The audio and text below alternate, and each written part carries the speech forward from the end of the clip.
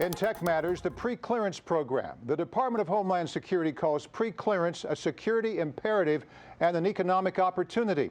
Here's how it works. Each traveler undergoes immigration, customs, and agriculture inspections before boarding a direct flight to the United States. Last May, DHS announced plans to expand pre-clearance from 15 to 25 airports. For a progress report, I'm joined by Kevin McAleenan, Deputy Commissioner at U.S. Customs and Border Protection and winner of a 2016 Presidential Rank Award. Kevin, congratulations. Thank you. All right, well, let's start with the pre-clearance program. Where is it today, and where are you taking it? Well, today we're in 15 airports in 6 countries globally, in Canada, the Caribbean, and in the United Arab Emirates. And where we'd like to take it is to additional hubs servicing the United States in Europe and Asia. Now, earlier this month, you were in Hawaii talking about the possibility of implementing a pre-clearance facility at the Narita International Airport in Tokyo. Why is that site so important? Narita is the second largest last point of departure to the United States. Almost 5 million travelers a year from Narita, and Hawaii is one of the key states where we have lots of travelers from Japan and lots of connecting flights coming through Narita. Is that going to be an easy step, or is that going to be difficult like some of these other airports might be?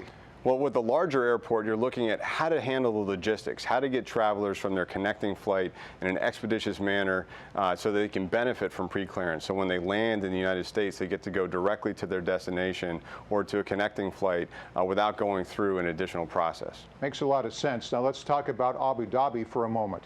You implemented pre-clearance there in January of 2014. Since then, CBP has intercepted nearly 600 people deemed inadmissible to the U.S. Who are these people? Actually, those numbers have gone up to several thousand at this point in our process. I would think so, yeah. So those folks are individuals that aren't going to be admissible from an immigration perspective to the United States. They might have had a prior issue, an overstay on a previous trip, or they may present a security threat, a small number of them. Either way, we're able to interview them, inspect their luggage, and address the threat before they board the aircraft. Now, you also led the automation of the DHS arrival and departure record, a form used by more than 25 million travelers a year. Now your agency captures that information electronically. How does it work? So we're working hard to create a much better passenger experience where they're involved in the process, where it's seamless and paperless. So what we do is we take the information that they're already providing the airlines and use that as their immigration arrival information. We're also trying to involve travelers using touchscreens and mobile devices to go through the administrative process of their arrival, so that when they greet a CBP officer, they can do a quick, focused interview and they can move on to their destination, as most travelers are welcome to the United States. Now, Kevin, next week your agency will host a Homeland Security Day in Silicon Valley. What role do they play in all of these initiatives? Well, we're trying to present complex and interesting problems. We have a very vast mission with a number of complexities, and we're trying to innovate to keep up with changing threats and expanding volumes.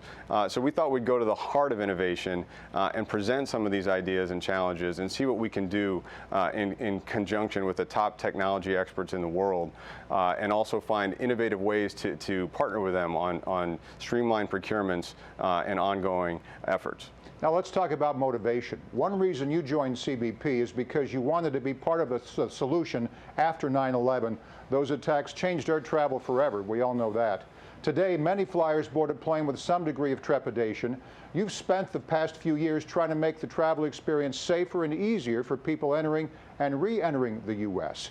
Is part of your motivation to make flying fun again? I think it would be ideal that our process is the most secure in the world and still world-class in terms of welcoming travelers to the United States, both our returning citizens and visitors that are so critical to our U.S. economy. So yes, we've tried to take all of our security enhancements and build on them with additional technology options so we can facilitate that traveler as well. Every traveler that spends part of the process working through technology frees up our officers to engage them and do their individualized risk assessment with their law enforcement training. So these things work in tandem. It's a better process, more welcoming, and more secure at the same time.